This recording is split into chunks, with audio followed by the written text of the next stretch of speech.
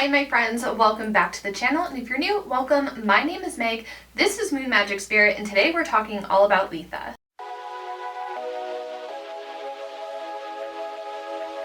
Litha is on Friday, June 20th, and it goes by a couple of other names. Litha is also known as the summer solstice and midsummer. It is going to mark the longest day of the year. It's the longest day that the sun is in the sky, and it's a halfway point to the other half of the year. So winter solstice is the beginning of the days growing longer. Summer solstice marks the beginning of the days starting to get shorter again and night becoming longer as we transition from spring to summer to fall to winter. Litha is all about celebrating and acknowledging and honoring the sun and solar energy, but it does have ancient Celtic roots, and it's honored today by pagans, modern witches, and nature-based spiritualists as well. Essentially, it's the time to enjoy the vitality of life. We're in summer, we should be living it up.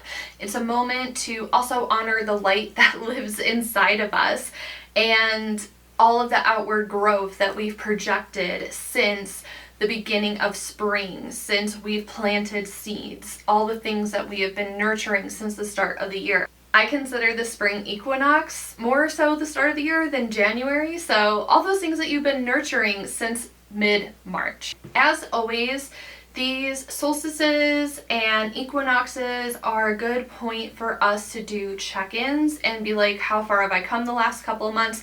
Beltane was last month in May, so like even what were you working on then, how things progressed, reanalyze what do I need to shift, what do I need to change, or like, have I been doing this and putting it off and not doing it at all? Like, do I need to hop back on the wagon with it? Or do I need to pause and shift and be like, you know, I really haven't been working on this and it doesn't align with me anymore. So what can I do now instead? So it's all about refinement whenever we have these little holidays and celebrations, to just take a moment to check in with ourselves. Litha is also said to be the time of year where fae and nature spirits are super active and powerful during this time. So don't be surprised if like your intuition feels more heightened, or you're seeing more synchronicities, or as we like to say, tank, there are no coincidences, which is a little synchronicity. So if it seems like there's a little sparkle around you, or you're noticing some sunbeams, little bits of magic like that, that could be the nature spirits coming through to you. So when it comes to celebrating Litha, I really loved the abundance spell that I did last year. I'll have the blog post linked down below if you're curious, but it involves a lemon and a candle. If you're anything like me, you might like to play with fire a little bit. This year's spell for Litha is not involving fire. It's still going to be good, but I absolutely love that spell from last year. I also infused my water with solar energy. I did a simmer pot. I absolutely love the simmer pot from last year as well. And this year I'm going to be celebrating with a group of my friends on the day. We're going to be doing a gathering. We're going to have a manifestation ritual. We're going to have a simmer pot kit station. We're going to be pulling tarot cards. We're going to be journaling, and most importantly, just hanging out in each other's good company. So having a more structured and mindful ritual, I think, is going to be really good and fun to try out this year. And also don't forget to leave an offering for the ancestors. Always, always, always. So there are so many other ways that you can celebrate Litha as well, and like nothing about it needs to be extravagant. Even with the celebration that I'm doing with my friends, it's a lot. So even just like simply gathering with your friends and spending time in the sun, like that's good enough. You can make it as simple or as complex as you want, because it's your practice at the end of the day, but you might find some extra joy in baking bread, or maybe creating a lemon cake, anything with citrus like lemon or orange, because it's, you know, sun colored. So along those things, so like a lemon cake or an orange cake or something like that. Arranging fresh flowers, maybe you just go out to Trader Joe's and buy some flowers to put up on your altar.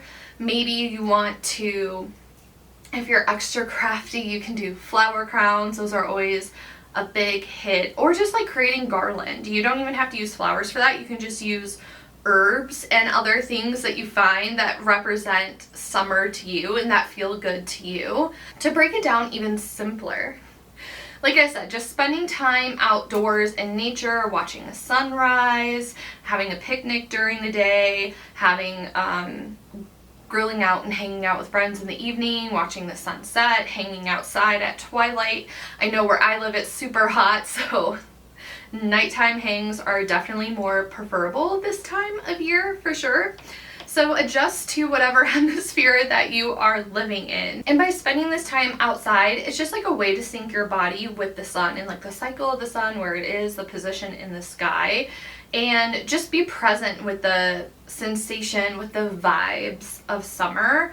Just think like the warm air, a warm breeze, some golden light, maybe sunbeams coming through the clouds. The smells that you're noticing, maybe it's like fresh cut grass. I have a lot of jasmine trees where I live, so like those are smelling so good right now. So just kind of like taking a moment to be present with yourself and outside in nature and just noticing what's happening around you. Earlier I mentioned charging and infusing water with the sunlight.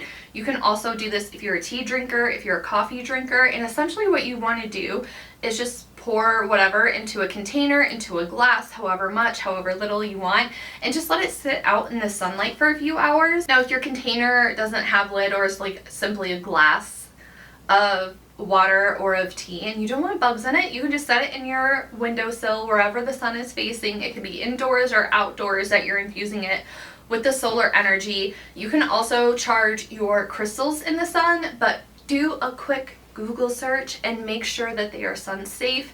For example, amethyst will lose its color and lose its potency in the sun. There are other crystals like that, so just make sure that they're sun safe. But if you want to infuse some solar energy into your crystals, you can do the same with any of your spiritual tools like your tarot decks, maybe even your journal. Maybe you want to infuse your pen with the solar energy, anything that you can think of, just to, you know, have that little oomph, that little boost. And Litha is also a great time to reconnect with your passions.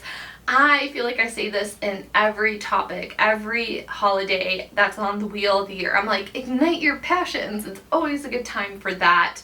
So painting, dancing, singing, writing, swimming, anything that you feel good about, or maybe it's something that you did as a child that you've lost touch with as an adult that you want to get back to. And it doesn't have to be perfect. It's just something for fun that you're doing, and it's going to help to light up your internal flame, so to say. So to help light yourself up and bring that light inward into you by doing things that bring you joy. And joy is so important right now. Joy is an act of resistance. Magic is also an act of resistance, so don't forget that. And to add on to that, this holiday really reminds us to honor life force. And the life force that pulses through you, the life force that pulses through your family, your friends, your neighbors, all living beings. And it's a time to celebrate your capacity to create, your capacity to love, your capacity to grow. So just really taking these moments for yourself and having a check-in and just feeling like, what do I need right now? What should I be doing? Those are all great reminders to have, and we all need those reminders. So when it comes to decorating for Midsummer or Litha or summer solstice, you want to think about the warm tones that are involved in the sun, so like yellow, orange, red, anything like that. And you can also add in like very lush and vibrant green colors, so tying in the flowers, adding in the herbs, having like that bit of greenery as a pop of color. Those are going to be like the most potent color scheme for right now. And some crystals that you might consider putting out on your altar or charging in the sun or just working with this time of year is carnelian, honey calcite, citrine, moss agate is also a really good one if you wanted to have some green in there. When it comes to flowers, sunflowers, absolutely perfect. Trader Joe's has little bundles for $5. Also, you could get yellow roses or orange roses, red roses, any kind of flowers like that that represent summer to you. Herbs like jasmine and chamomile are really great for this time of year as well. Now, when it comes to symbols or animal symbols, when I'm talking about this, like sure, you can look out for these animal symbols in nature, but if you wanted to bring it onto your altar, it could be these figurines, Or what I really like the idea of is like creating a collage on Canva maybe, and like adding all these different symbols and colors into your collage and printing it out and framing it and having that sit on your altar. That's like a really space efficient way to like have the celebration of these holidays on your altar without taking up all the space, or if you don't have access to all these things. So I really like that idea. But some animal symbols for right now are butterflies, dragonflies, birds, horses, and these kind of invoke and represent the spirit of freedom and vitality. I mentioned earlier leaving offerings for ancestors. It can be anything, even a glass of water can be considered an offering. But if you really want to be on theme for leaving an offering, whether that's for your ancestors, your spirit guides, for the nature spirits, think of strawberries, bread and honey, lemonade, anything to kind of like thank the sun for, and to honor the presence and blessings that you're getting from all these different areas in your life, from your, from your ancestors, from your spirit guides, from the nature spirits, from the sun, from the moon. Just like a way to say like, hey, thank you so much for this. Thank you for helping me. Lastly, to close this video out, we're going to do our spell, but that's kind of like all the background information on Litha, how you can celebrate, how you can decorate your home. And a lot of people struggle right now with summer, I think, because everyone is like, I can't wait for autumn, I can't wait for winter. And I think a lot of that is the fact that there's rituals around those time of years. There's decorations that you're putting out. Like you can't wait to get your fall decor out. You can't wait for your pumpkin spice things. You can't wait to be baking things and Christmas, putting all the Christmas decorations around your house. So I think that looking at these pagan holidays, these witchy holidays, is a fun way to have something to look forward to, like at least 4 times a year if you're going to do the equinoxes and the solstices. But there's also the in-between, like there's 8 a year. So those are little ways to kind of carry the magic that perhaps like Halloween time and Christmas time have in your heart. But just throwing that out there, let's talk about our intention jars that we're going to be making. This jar is going to channel the energy of the sun and bless our goals, our hopes, our dreams for the months ahead. So we're thinking next we have Lunasa, so that's the beginning of fall, and then we have Mabon, which is like the autumn equinox. So what's going to carry us through from now until fall? Like what do we want to be growing that we're going to be harvesting later? So that's something to think about for this ritual. But you just need a small, clean glass jar. You can use like a little vial if you have those. Like that's kind of up here. If you can see these little vials, you can use that. You can use a mason jar. You can use anything that you can put a lid on. It doesn't have to have a lid, just preferably have a lid. So anything like that, and herbs that are particularly going to work well for this. And you can look up substitutions for these herbs if you don't have them on hand. You can use dried rosemary to represent clarity. Cinnamon, you can use a cinnamon stick or cinnamon powder. It's going to be representing success.